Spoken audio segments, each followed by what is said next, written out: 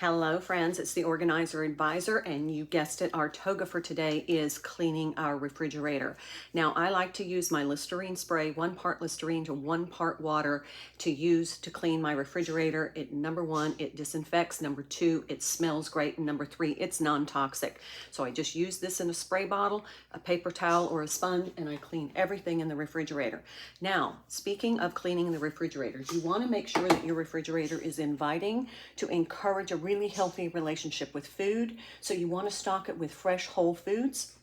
Make sure that it's visibly enticing and inviting. So this is going to help you cook more. You also want to maybe make some healthy meals in advance, have those ready to go. And the last thing I want to say is you want to start labeling your condiments so that you know when it's best to use them by. That way you don't waste food or money.